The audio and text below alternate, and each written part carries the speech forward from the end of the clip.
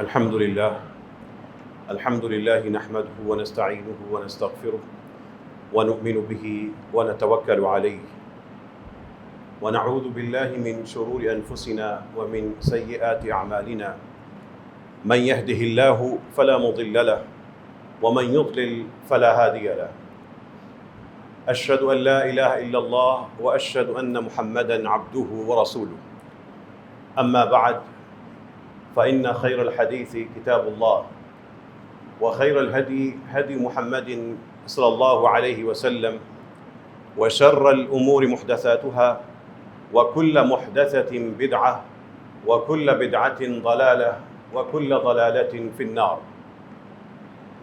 أعوذ بالله من الشيطان الرجيم. بسم الله الرحمن الرحيم. وقال ربكم ادعوني أستجب لكم وقال ربكم ادعوني أستجب لكم إن الذين يستكبرون عن عبادتي سيدخلون جهنم داخرين. صدق الله العظيم. اللهم صل على محمد وعلى آل محمد كما صليت على إبراهيم وعلى آل إبراهيم إنك حميد مجيد. اللهم بارك على محمد وعلى آل محمد كما باركت على إبراهيم وعلى آل إبراهيم إنك حميد مجيد. اللهم ربنا آتنا في الدنيا حسنة وفي الآخرة حسنة وقنا عذاب النار. اللهم إنا نسألك الهدى والتقى والعفاف والغنى. اللهم عافنا. اللهم إنا نسألك العفو والعافية والمعافاة في الدنيا والآخرة. اللهم عاف أهل باكستان. اللهم عافنا من الأمراض والسيول والزلازل. اللهم إنا نرجو رحمتك ونخشى عذابك. اللهم إنا نرجو رحمتك ونخشى عذابك. پورے ملک میں ہر طرف سیلاب، بارشیں، پانی کا ایک آنا اور چھا جانا ایک کیفیت ہے، اور کچھ ایسے مناظر ہیں جو انتہائی تکلیف دہ ہیں، لیکن موجودہ دور میں کیمرہ ہونے کی وجہ سے وہ شاید پہلے منظر عام پر نہیں آتے تھے، اب لوگوں کو وہ دیکھنے کا موقع مل جاتا ہے۔ تکلیف میں مبتلا ہر شخص کے لیے دعا کیجیے، اللہ اس کے لیے اپنی رحمت نازل فرما دے۔ یہ جو جگہ جگہ نسلیں، گھر، آبادیاں برباد ہو رہی ہیں، یا اللہ ان سب کو معاف فرما، اور اے اللہ ان کا مددگار بن جا۔ جو آزمائش میں ہیں اللہ ان کو اس آزمائش میں استقامت نصیب فرما۔ جو رب کریم جن پر یہ معاملات ان کے اعمال کی وجہ سے آئے ہیں، اے اللہ ان کو توبہ کرنے کی توفیق عطا فرما، اور جو ابھی تک بچے ہوئے ہیں لیکن اللہ کی رحمت نے ان کو اپنے عذاب سے بچایا ہوا ہے، تو اے اللہ ان کو معاف فرما دے اور ان کو اپنی اصلاح کرنے کی توفیق عطا فرما۔ دعائیں ہیں، ابھی میں بات کر رہا تھا وہ دعا تھی، آپ نے میری بات کرتے کرتے سمجھ لیا کہ میں نے دعائیں کی ہیں تو آپ نے آمین کہا۔ ہم جب بات کرتے ہیں سننے والا سمجھتا ہے اور پیغام پہنچ جاتا ہے۔ یہ دعائیں جب خطیب یا امام یا دعا کرنے والا کرتا ہے تو سامنے والے لوگ سمجھتے ہیں اور اس پہ آمین کہتے ہیں۔ اصل بات سمجھ کی ہے بعین ہی۔ اسی طرح وہ دعا جو آپ خود کرتے ہیں، کیا وہ آپ سمجھتے ہیں؟ کیا وہ دعا جو آپ خود کر رہے ہوتے ہیں کیا اس کو سمجھ بھی رہے ہوتے ہیں؟ کیا جو نماز آپ خود پڑھ رہے ہوتے ہیں کیا اس کو سمجھ رہے ہیں؟ کیا جو اللہ کے سامنے اپنے الفاظ آپ پیش کر رہے ہیں ان میں سے وہ ایک بڑی عبادت ہوتی ہے نماز، وہ چھوٹے چھوٹے جملوں پر مشتمل ہے، ان میں سے ہر جملہ اللہ تعالیٰ کی طرف بندے کا ایک پیغام ہوتا ہے۔ میں آپ کو ایک پیغام دے رہا ہوں سوچ سمجھ کر، کیا آپ نماز پڑھتے ہوئے جو اللہ کو پیغام دے رہے ہوتے ہیں وہ سوچتے اور سمجھتے ہیں؟ کبھی سوچا ہے کہ آپ کی نماز اللہ کی طرف پیغام ہے؟ آپ اللہ تعالیٰ کی طرف پیغام دیتے ہوئے ایک لفظ کہتے ہیں، اللہ کو یہ پیغام دیتے ہیں، اللہ تو ہر عیب سے، ہر غلط عقیدے سے بری، اور تیری شان اسی طرح جتنا تجھے لائق ہے۔ یہ پیغام آپ سبحانک کہہ کے دیتے ہیں، کیا آپ کو ذہن میں ہوتا ہے وہ سبحانک کا مطلب کیا ہے؟ آپ اللہ کے سامنے جب کہتے ہیں صراط الذین انعمت علیہم، تو کیا آپ کو پتہ ہوتا ہے کہ اللہ سے کون سا راستہ مانگ رہے ہیں؟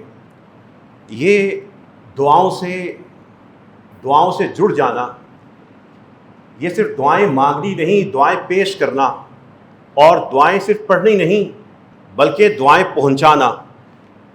دعاؤں پر یہ مقام تب ملے گا جب دعاؤں پر رکنا سیکھیں گے، اپنی دعا میں رکنا سیکھیے۔ پچھلے خطبہ جمعہ میں اسی حوالے سے گفتگو تھی کہ دعاؤں میں رکیے، دعائیں پڑھیے مت، دعائیں پیش کیجیے، دعائیں پیش نہ کیجیے، دعائیں پہنچائیے۔ دعائیں پہنچائیے نہیں بلکہ گڑ گڑا کر پہنچائیے۔ یہ رتبے ہیں، یہ دعاؤں کے حوالے سے، یہ رٹے کو ایک طرف رکھ کر اس سے آگے بڑھیے۔ جس کا ذہن کام نہیں کرتا وہ رٹا مارے، جس کا ذہن، اس کو اللہ کی طرف سے صلاحیت اتنی ملی ہے اس کی اور بات ہے، لیکن اگر دنیا کے سب معاملات میں آپ کا ذہن کام کرتا ہے تو دعاؤں کے ساتھ ایسا سلوک کیوں کرتے ہیں؟ اپنے گاہک کو ایک دم تیزی سے 20 جملے نہیں بولتے، ٹھہر ٹھہر کے ایک ایک بات سوچ سوچ کے اپنا سودا بناتے ہیں۔ رشتہ داروں میں ایک ایک بات کو نپے تلے انداز میں جانچ کر ایک ایک لفظ پیش کرتے ہیں، لیکن رب کی بار کیوں اکٹھا ایک ہی دفعہ جو ایک لمبا سا ڈھیر ہے وہ لگا دیتے ہیں؟ دعا میں رکنا سیکھیے۔ ہو سکتا ہے ایک دعا پڑھیں، تیزی سے پڑھ جائیں اور وہ قبول ہی نہ ہو، لیکن وہی دعا پڑھیں، رک جائیں، ٹھہر جائیں، ذہن میں التجا ہو، اور وہی دعا کسی بڑی مصیبت کے ٹلنے کا باعث بن جائے، وہی دعا کسی بڑی نعمت کے حصول کا سبب بن جائے، وہی دعا کسی آزمائش سے دوری کا ذریعہ اور وسیلہ بن جائے۔ دعا ایک ہے، بندہ ایک ہے، بات انداز کی ہے۔ اس انداز کو سوچئے، میں دعائیں کیسے کرتا ہوں، اپنے پہ محنت کیجئے، کسی پہ تنقید نہ کیجئے، اپنا محاسبہ کر کے اپنے اندر بہتری پیدا کیجئے۔ زندگی دوسروں کی خامیاں بتا کر نہیں گزاری جاتی، اپنی اندر خوبیاں پیدا کر کے انسان نفع اٹھاتا ہے۔ یہ دعائیں، گزشتہ خطبہ جمعہ میں ایک پوائنٹ بتایا گیا تھا، جب دعا کریں گے اس دعا میں جوڑا ڈھونڈیے۔ جوڑا کس بات کا؟ ایک طرف انسان کی اپنی عاجزی، محرومی، بے بسی، کوتاہی، غلطی کے احساس کا، اور دوسری طرف رب کی عظمت، کبریائی، شان اور رحمان الرحیم ہونے کا۔ ایک جملہ کہے گا رب انی وہن العظم منی، اے اللہ میرے تو جسم کا جو مرکزی ڈھانچہ ہڈیاں ہیں یہی کمزور ہو گئیں۔ دوسرا جملہ کہے گا ولم اکن بدعائک ربی شقیا، لیکن تیری رحمت سے تو میں کبھی نامراد نہیں لوٹا، تجھے پکار کر میں کبھی نامراد نہیں ہوا۔ ایک جملہ کہے گا ظلمت نفسی ظلما کثیرا، نماز میں تحیات سے پہلے جو سلام پھیرنے سے پہلے کی ایک خاص دعا ہے جو رسول اللہ صلی اللہ علیہ وسلم نے ابو بکر صدیق رضی اللہ عنہ کو سکھائی۔ ایک جملہ کہے گا ظلمت نفسی ظلما کثیرا، میں اپنے اوپر بہت ستم ڈھا بیٹھا ہوں۔ دوسرا جملہ کہے گا ولا یغفر الذنوب الا انت، معاف کرنا ہی تو آپ کی شان ہے، فاغفر لی مغفرۃ، مجھے بھی ایک زبردست قسم کی معافی تو دیجئے، میں نے خوب ظلم ڈھائے ہیں تو پھر آپ بھی بہترین قسم کی معافی دیجئے۔ ایک جملہ کہے گا، کبریائی کا اظہار کر کے کہے گا لا الہ الا انت، تیرے سوا کائنات میں، اس کائنات میں جو میری حدود میں ہے کوئی عبادت کے قابل نظر ہی نہیں آتا۔ لا الہ الا انت، لا الہ الا انت، تیرے سوا اس کا کوئی مستحق نظر ہی نہیں آتا، کوئی ایسا لگتا ہی نہیں کہ تیرے اس عبادت کے تیرے علاوہ کوئی شایان شان ہو۔ ایک طرف اس طرح کی کبریائی کا اظہار، اور دوسرا جملہ کہے گا انی کنت من الظالمین، میں تو ہوں ہی ان لوگوں میں سے جو اپنے پہ ظلم کر بیٹھے۔ یہ جوڑا ہوگا، دو رنگ ہوں گے، ایک طرف نور ہے، دوسری طرف ہماری کالک ہے، ایک طرف طاقت ہے، دوسری طرف ہماری عاجزی ہے۔ ان دعاؤں میں رک جائیے۔ ایک جملہ کہے گا خلقتنی، آپ نے مجھے وجود عطا کر دیا ہے، وجود آپ نے مجھے دے دیا ہے، آپ کی شان ہے۔ وَأَنَا عَبْدُكَ، لیکن میری اوقات یہ ہے میں تیرا بندہ ہوں، میں غلط کار ہوں لیکن بندہ میں تیرا ہوں۔ خلقتنی، تیرا میرے سے تعلق یہ ہے کہ تو نے مجھے وجود عطا کر دیا، اور میرا تیرے سے تعلق یہ ہے عبدک، میں تیرا بندہ ہوں۔ اس تعلق کو اپنے لفظوں میں ڈھونڈیے۔ یہ تعلق ہوتے ہیں جو دعاؤں کے اندر تاثیر پیدا کرتے ہیں۔ یہ جوڑے ہوتے ہیں جس پہ سوچنے سے ذہن اس کی طرف جاتا ہے۔ ان دعاؤں میں ٹھہرنا سیکھیے، ان دعاؤں کو پڑھیے ضرور، لیکن پڑھنے سے زیادہ پیش کیجیے۔ کبھی سوچئے آپ جو ننھی ننھی دعائیں اکثر علماء سے خطبوں میں، دعاؤں میں، اذکار میں سنتے ہیں یا آپ کو یاد ہیں، ان کے ایک ایک جملے کو لے کر رک جائیے کہ میری زندگی میں یہ جملہ کیا کیا ہے۔ ایک مشہور دعا 2 جملوں پہ ہے، اللہم اکفنی بحلالک عن حرامک، اے اللہ، اللہم اکفنی بحلالک عن حرامک، اے اللہ اپنے حلال کے ذریعے، اپنے حلال کے ذریعے اپنے سارے حرام سے میرے لیے بہترین سہارا بن جا، ہر حرام کے مقابلے میں اپنا حلال عطا کر کے میرا سہارا بن جا۔ اس ایک جملے پر رک جائے، بحلالک عن حرامک، جو تیری حلال کردہ چیزیں ہیں وہ مجھے دے کر، جو تیری حرام کردہ چیزیں ہیں اس سے روک کر، تو اکفنی، آپ خود میرے سہارا بن جائیں، کافی سہارا بن جائیں۔ اس ایک جملے پہ رک جائیں۔ کتنی تیزی سے پڑھ کے ہم دوسرے جملے پہ چلے جاتے ہیں، جائیے ضرور لیکن اس جملے پہ رکیں، دعاؤں میں رکنا سیکھیں، دعاؤں میں رک کر دہرانا سیکھیں، دعا میں رک کر اس کو بار بار دہرانا سیکھیے، یہ سنت ہے۔ اللہم اکفنی بحلالک عن حرامک، اے اللہ میرے کان، میرے ہاتھ، میرا جسم، میرا پیٹ، میری زبان، میری ضرورتیں، ان سب میں ان کو کچھ چاہیے، لیکن جو چاہیے وہ 2 قسم کے ہیں، حلال اور حرام۔ مال حرام بھی آ سکتا ہے، حلال بھی ہو سکتا ہے۔ کانوں کو لطف حرام چیز بھی دیتی ہے، حلال بھی دیتی ہے۔ دلوں کا سکون، دلوں کی ایک خواہش حرام بھی ہے، حلال بھی ہے۔ یہ پیٹ حلال سے بھی بھرتا ہے، حرام سے بھی بھر جاتا ہے۔ صلاحیت حلال کی بھی بنتی ہے، حرام کی بھی ہوتی ہے۔ ناچنے گانے والا، زنا کروانے والے کی ایک صلاحیت ہے، سود کو بڑھانے والے کی ایک صلاحیت ہوتی ہے، مارکیٹنگ کرتا ہے، سسٹم چلاتا ہے، دیتا ہے، جمع کرتا ہے، وہ صلاحیت کی بنیاد پہ کرتا ہے، لیکن وہ صلاحیت حرام ہے۔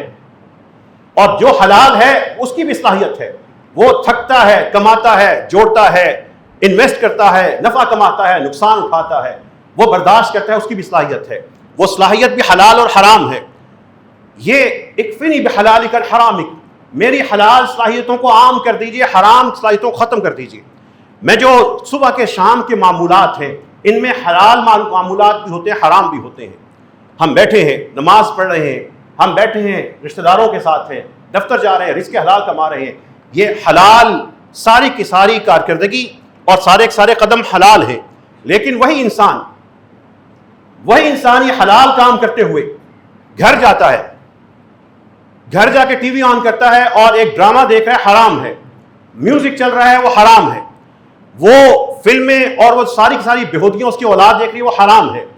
وہ حلال اور حرام کا مکسچر بنا ہوا ہے۔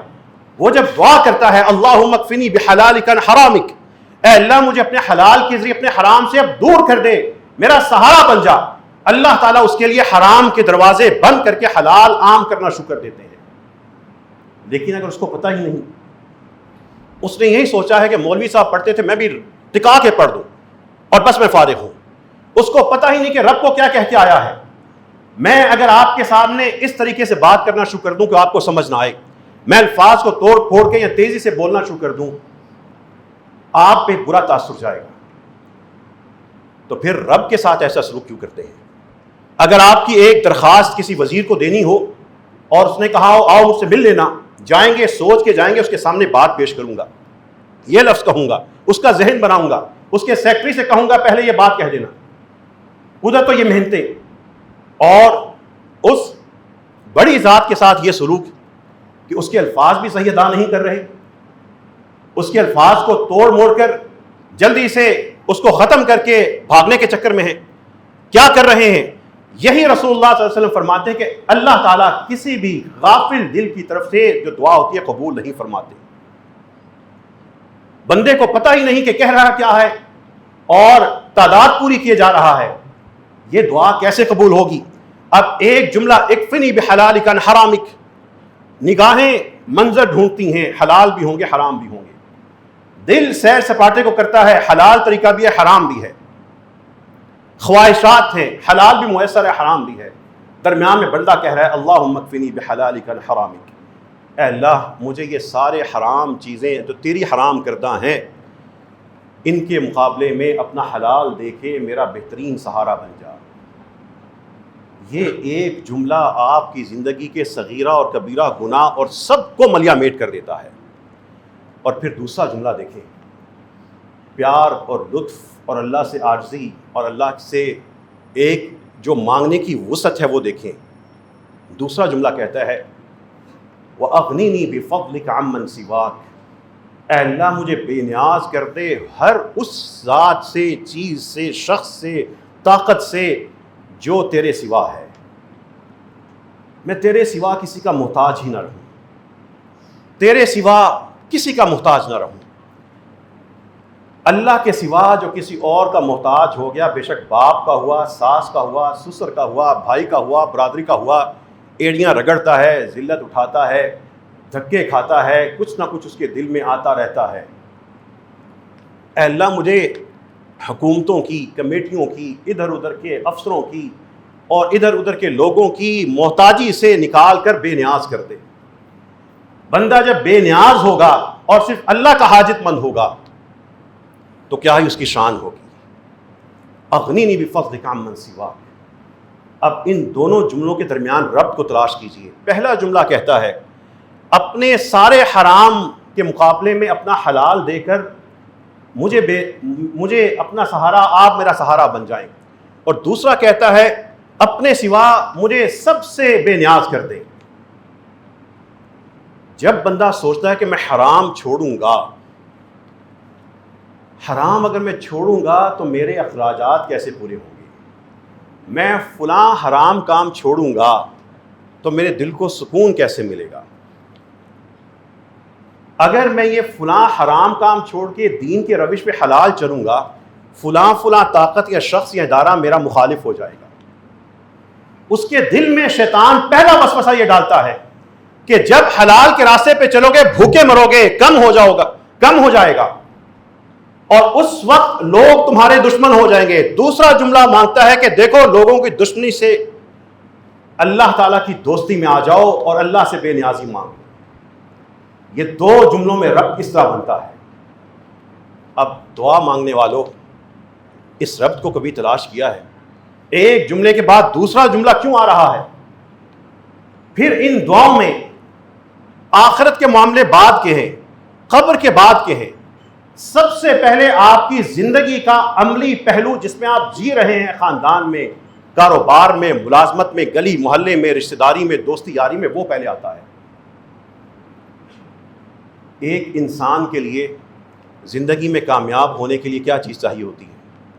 عام زندگی کی دوڑ میں اپنی کارکردگی دکھانے کے لیے کیا چاہیے ہوتی ہے؟ یہی نہ کہ ذہنی طور پر وہ مطمئن ہو، اس کے ذہن میں خوف نہ ہو، وہ ایک آزاد ذہن کے ساتھ کام کرے، اس کے اوپر دباؤ نہ ہو، اس کو ڈر نہ ہو، اندیشہ نہ ہو، اس کے ذہن کو جکڑا ہوا نہ ہو۔ ایک طاقتور شخص کے گھر میں ایک بیماری ہو، اس کی پرفارمنس خراب ہو جاتی ہے۔ ایک اچھے طالب علم کے ذہن کے اوپر ایک خوف ہو، وہ ڈر ڈر کے کام کرتا ہے۔ یہ انسانی ذہن بنیادی طور پر خوف اور خدشے سے آزاد ہو۔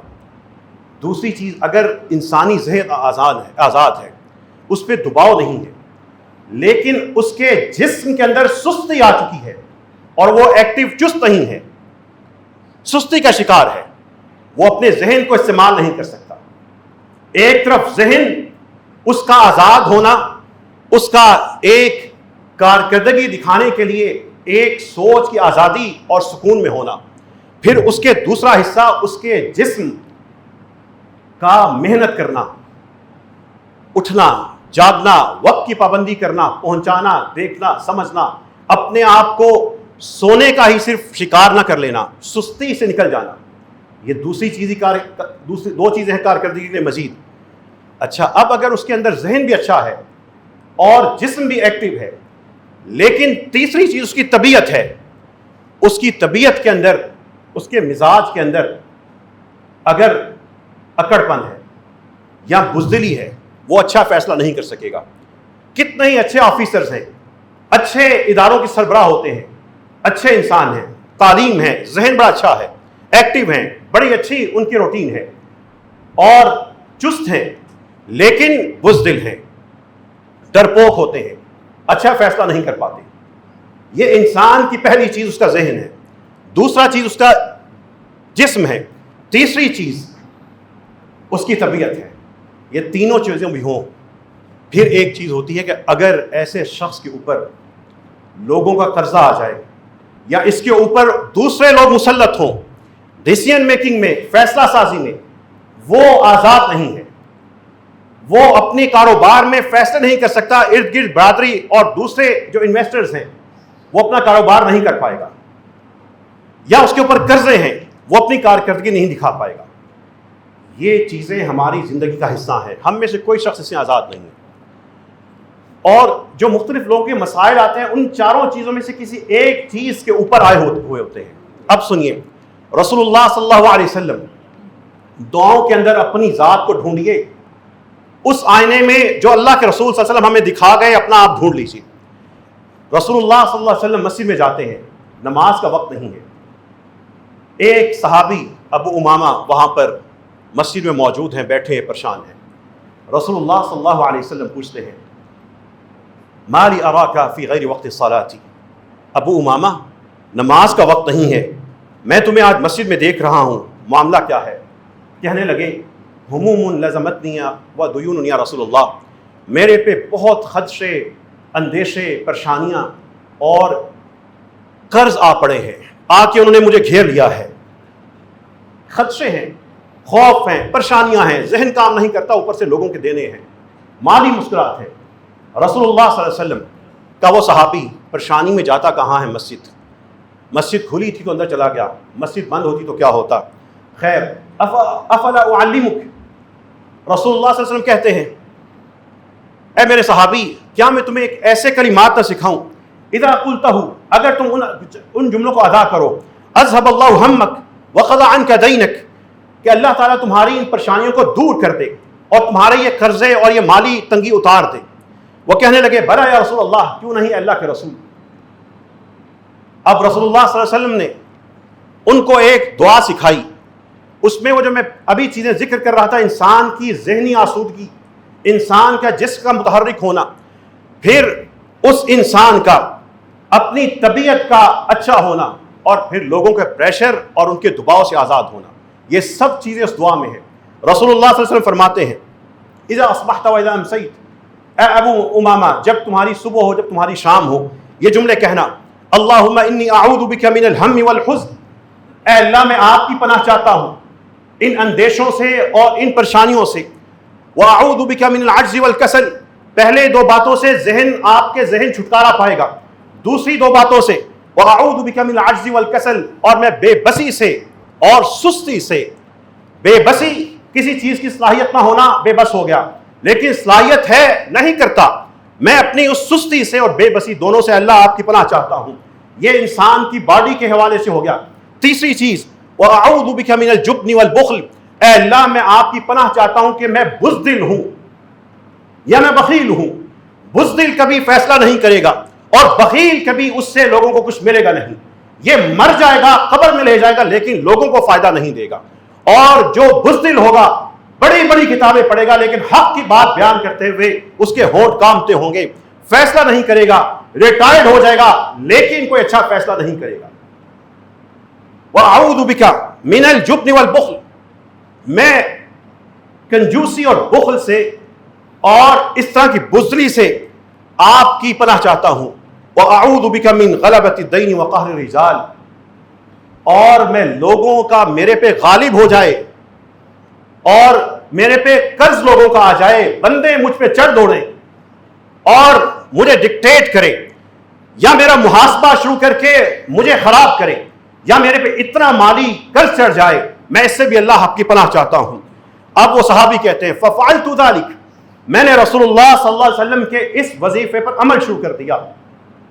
اور وہ گواہی دیتے ہیں فَأَذْهَبَ اللَّهُ تَعَالَى هَمِّي وَغَمِّي وَقَضَى عَنِّي دَيْنِي، اللہ نے میری پریشانیاں دور کر دیں اور اللہ نے میرے سارے قرض اتار دیے. وہ ایمان دعاؤں میں ہو اور دعاؤں کو ایک ایک لفظ کو حق دے کر پڑھیں گے تو دعائیں آپ کی پہنچیں گی اور پیش ہوں گی. ورنہ جس انداز سے عوامی سطح پر ہمارے عوام نمازیں اور دعائیں پڑھتے ہیں، وہ صرف عین غین سین شین صاد پورا کرتے ہیں، ان کو پڑھنے والے کو نہیں پتا ہوتا کہ میں کیا پڑھ رہا ہوں۔ اس جمعہ کا مقصد یہ ہے کہ اللہ کے بندو، جب اپنے بھائی سے، بیٹے سے، دوست سے، ماں سے بات کرتے ہو، تمیز سے، اخلاق سے اور ایک تہذیب سے بات کرتے ہو، لیکن اللہ تعالیٰ کے سامنے جب پیغام دیتے ہو تو دنیا کے کسی انسان سے اس تیزی سے بات نہیں کرتے جس طرح رب کے سامنے اپنی باتیں پیش کرتے ہو۔ کرتے کیا ہو؟ کبھی ان دعاؤں میں چلے جنازے کی دعاؤں پہ آ جاتے ہیں، کبھی جنازے کی دعائیں سوچا ہے کہ اس میں کیسے کیسے ترلے اور منتیں ہیں، اللہ کے سامنے کیسے کیسی عاجزی ہے۔ ادعونی، اللہ کہتا ہے مجھے بلاؤ، پکارو، دعا کرو، استجب لکم، میں تمہاری قبول کروں گا۔ لیکن ہم اللہ کو پکارتے کیسے ہیں؟ پتہ ہی نہیں کیا پکار رہے ہیں، خود نہیں پتا تو اللہ سے کیا چاہتے ہو؟ ان دعاؤں میں ایک جملہ دیکھیں، ترلے دیکھیے، اللہ کے حضور پیشیاں گڑگڑاہٹ دیکھیں۔ اللہم عبدک، میت پڑی ہے اور بندے پیچھے سے کہہ رہے ہیں اللہم عبدک، اے اللہ تیرا بندہ، وابن عبدک، تیرے بندے کا بیٹا، وابن امتک، تیری لونڈی کا، تیری غلام عورت کا لخت جگر بیٹا، احتاج الی رحمتک، تیری رحمت کا محتاج ہو کے پیش ہوا ہے، وانت غنی عن عذابہ، آپ اس کو عذاب دے کر آپ کی شان میں کوئی اضافہ نہیں ہونا۔ دیکھیں ان 5 جملوں میں اللہم عبدک، وابن عبدک، وابن امتک، احتاج الی رحمتک، وانت غنی عن عذابہ، ان 5 جملوں کو کبھی یہ سوچا ہے اگر دل سے ان 5 جملوں کو نماز جنازہ پڑھانے اور پڑھنے والے ادا کر رہے ہوں تو رب کے ہاں آسمان پر کیا فضا ہوگی، کیسے وہ اللہ تعالیٰ کے حضور سفارش ہوگی۔ لیکن اگر پڑھنے اور پڑھانے والے ٹھیکے پر پڑھنے نماز جنازہ آئے ہوں اور کہہ رہے ہوں مولانا جلدی کرنا، جنازہ پڑھانا، میری میٹنگ ہے، پہنچنا ہے، تو کیسا بدنصیب نظام بنا کے کھڑے ہیں، امام بھی اور مقتدی بھی، کسٹمر رائٹ ہے، تو کیا اس ڈیڈ باڈی کے رائٹ نہیں، ان نماز پیچھے پڑھنے والوں کے رائٹس نہیں کہ ان کو صحیح دین تو بتایا جائے؟ یہ فرقوں میں بٹ کر سمجھتے ہیں کہ میری نماز جنازہ چھوٹی چھوٹی، تیری لمبی لمبی، یہ فرقہ نہیں ہے، معاملہ فرقے کا نہیں، رسول اللہ صلی اللہ علیہ وسلم کی سنت کی اقتداء کا ہے۔ آپ کی میت کا حق ہے اللہم عبدک، وابن عبدک، وابن امتک، احتاج الی رحمتک، وانت غنی عن عذابہ۔ دل تو یہ کرتا ہے کہ جب یہ جملوں پہ پہنچے تو ہم دہراتے رہیں، لیکن پیچھے سے پریشر ہوتا ہے کہ نماز جنازہ لمبی نہ کر دینا۔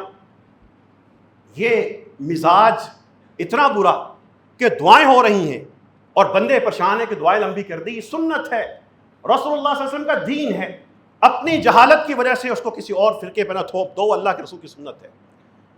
ان دعاؤں کے پاس اگلا جملہ سنیے، ان کان محسنا، اے اللہ اگر یہ میت یہ اچھا کرنے والے لوگوں میں، احسان کرنے والے لوگوں میں سے پیش ہوئی ہے، فزد فی احسانہ، اس کی نیکیاں زیادہ کر دیں، وَإِن كَانَ مُسِيئًا، اگر اس کا خاتمہ اس شکل میں ہوا ہے کہ یہ بدکار اور برے لوگوں میں شمار ہو رہی ہے اب تیرے ہاں، فَتَجَاوَزْ عَنْ سَيِّئَاتِهِ، اے اللہ اس کی برائیاں دور کر دیں۔ ان جملوں کو کبھی لطف سے، محبت سے، چاہت سے گڑگڑا کر اللہ کے حضور یوں کہ میں کھڑا ہوں اور میرا رب سن رہا ہے، کبھی نماز جنازہ میں ادا کیا ہے؟ کیجئے نا اپنا حساب، دعاؤں پہ رکنا سیکھیے، دعاؤں میں التجا سیکھیے، دعاؤں میں گڑگڑانا سیکھیے، دعاؤں میں رونا سیکھیے، دعاؤں میں اپنے دل کو رلانا سیکھیے، دعاؤں میں اپنا اختتام دیکھیے، دعاؤں میں اپنا مستقبل دیکھیے، دعاؤں میں اپنے رب کو پہچانیے، دعاؤں میں رب کے حضور کھڑا ہونا سیکھیے۔ ان دعاؤں کو خدا را صرف پڑھیے نا، ان دعاؤں میں رکنا سیکھیے، اور ان دعاؤں کے الفاظ میں کس لفظ کا اس وقت آپ کے ساتھ زیادہ تعلق ہے، اس لفظ کو تلاش کر کے دعاؤں کو اپنا بنانا اور اپنے اوپر نازل ہونا سیکھیے۔ اللہ تعالیٰ سے دعا کیجیے اللہ ہم سب کی ہر دعا کو قبول فرما دے۔ اے اللہ جتنے لوگوں نے آج تک جو مانگا ہے اللہ ان کو عطا فرما دے، جو نہیں مانگ سکے لیکن ان کے حق میں بہتر ہے اے اللہ وہ بھی عطا فرما دے۔ اے اللہ جو مانگا ہے لیکن ان کے حق میں بہتر نہیں ہے، یا اللہ یا ان کو وہ اے اللہ ان کے حق میں بہتر کر دے، یا اس سے بہتر ہے اللہ ان کو عطا فرما دے۔ وآخر دعوانا الحمد للہ رب العالمین۔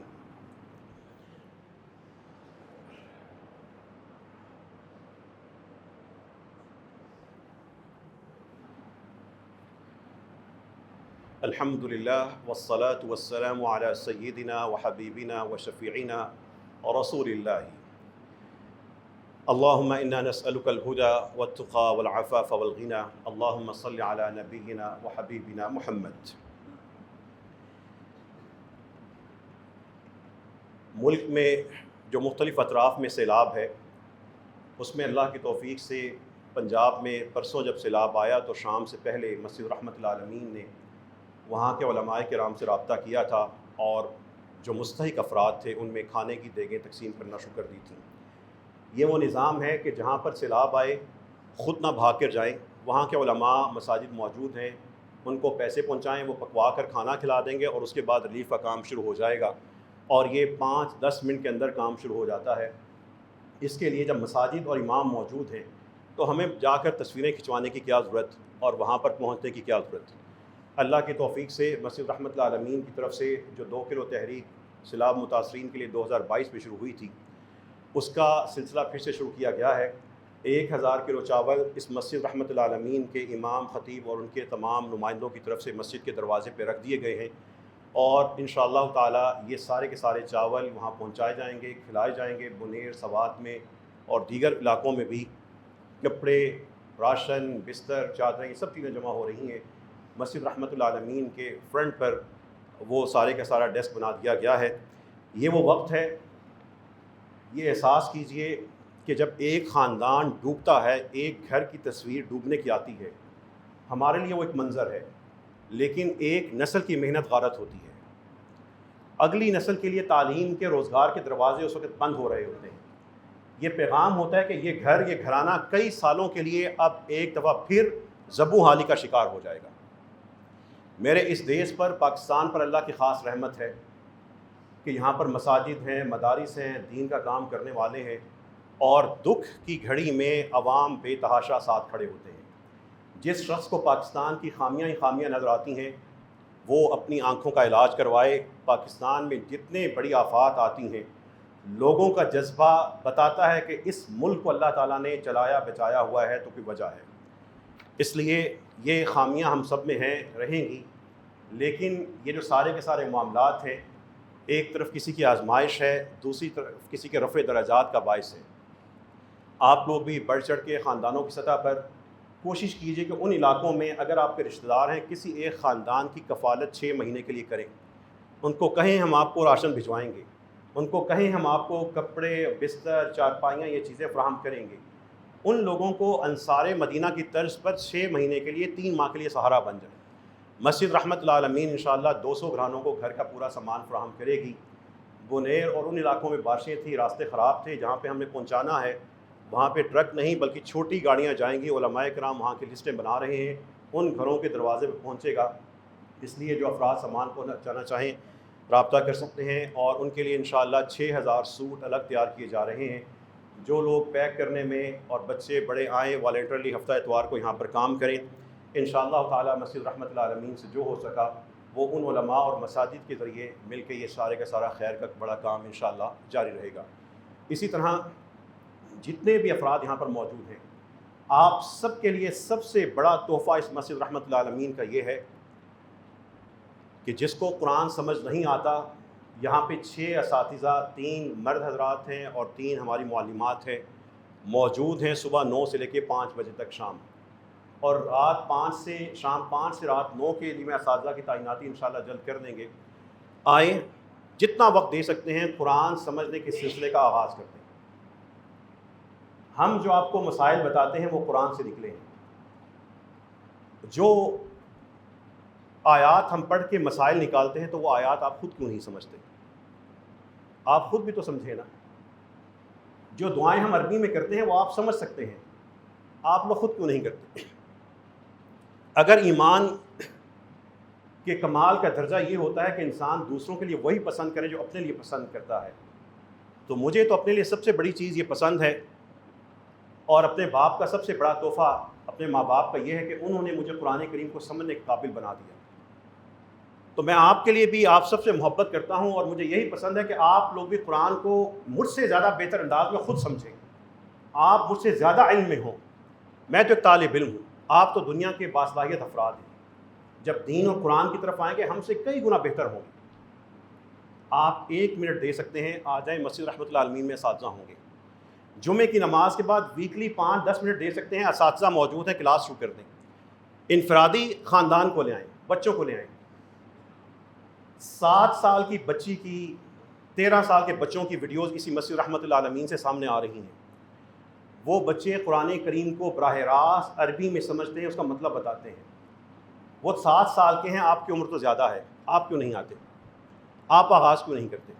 آپ قرآن کو ترجمے کی بجائے عربی میں ہی سمجھ سکتے ہیں، اور 1 ستمبر سے اللہ کی توفیق سے پورے ملک میں 10 لاکھ سے زیادہ اسٹوڈنٹس پاکستان کی 270 یونیورسٹیز میں اسی سسٹم کو اللہ کی توفیق سے وہ پڑھنے کا آغاز کر رہے ہیں۔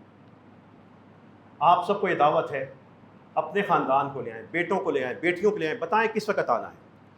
بڑے مصروف ہیں، بتائیں فارغ کب ہوتے ہیں، ہم اساتذہ آپ کو اس وقت دیں گے، اکیلے دیں گے، تنہائی میں دے دیں گے۔ کسی کا ناظرہ نہیں آئے ناظرہ پڑھ لے، کسی کی تجوید نہیں تجوید پڑھ لے، کسی نے تفسیر پڑھنی ہے تفسیر پڑھ لے، کسی نے اپنے مسلک کی نماز پڑھنی ہے ٹھیک کروانی آ کے سنائے، ہم اس کے مسلک کی نماز ٹھیک کروا دیں گے۔ ہمیں پتہ ہے کہ سارے مسلک ہمارے ہیں، درمیان میں کچھ وارداتیں ہیں۔ یہ آپ سب کو دعوت ہے کہ آپ انگلش میڈیم ہیں، اردو میڈیم ہیں، آپ قرآن عربی میں سمجھ جائیں گے۔ یہ اللہ کی توفیق سے نظام بن چکا ہے۔ یہ سب سے بڑا تحفہ یہ ہے آپ سب کے لیے کہ آپ خیرکم من تعلم القرآن وعلمہ میں شامل ہو جائیں، اور اللہ سے دعا کیجیے اللہ ہمیں وہ رتبہ نصیب فرما دے۔ اللہم انا نسألک باسمائک الحسنى وصفاتک العلی وبالصلاة والسلام علی النبی الحبیب المصطفیٰ۔ اللہم اغفر لنا ذنوبنا کلہا، اے اللہ ہمارے تمام گناہ معاف فرما دے، دقہا وجلہا واولہا وآخرہا وعلانیتہا وسرہا۔ اے اللہ ہم سب کے ماں باپ کی مغفرت فرما دے۔ رب ارحمہما کما ربیانی صغیرا۔ اے اللہ ہمارے ماں باپ کو اور ان سے اوپر جتنے آباء و اجداد ہیں، اور اے اللہ ہمارے ماں باپ کی جتنی بھی آگے نسلیں ہیں، اے اللہ ان سب کی مغفرت فرما دے۔ اے اللہ ہم سب کو ان کے لیے صدقہ جاریہ بنا۔ اے اللہ ہمیں ہمارے پیاروں کو، گھروں کو، ہمارے دیس کو ڈوبنے سے، غرق ہونے سے، تباہ ہونے سے بچا لے۔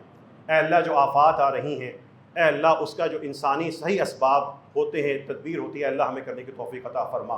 جو آزمائش میں ہے اللہ ان کا سہارا بن جا۔ رب کریم جو ان آزمائشوں میں فوت ہوئے ہیں ان کو بطور شہید قبول فرما لے۔ اے اللہ اگر ان میں سے کوئی شخص اپنے اعمال کی وجہ سے تیرے عذاب کا شکار ہوا ہے، اے اللہ وہ شکار تو ہو چکا، اب ہم اے اللہ آپ سے یہی دعا کرتے ہیں اب اس کو معاف فرما دے۔ اے اللہ جو برباد ہوئے ہیں ان کا سہارا بن جا۔ اے اللہ جو غرق ہیں اس وقت پریشان ہیں، اے اللہ ان کی حفاظت فرما۔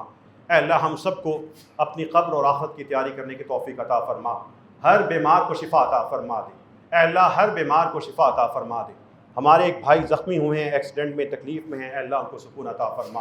اے اللہ ان کی اہلیہ بھی زخمی ہیں، اے اللہ ان کو بھی توفیق، ان کو بھی اے اللہ صحت اور سلامتی نصیب فرما دے۔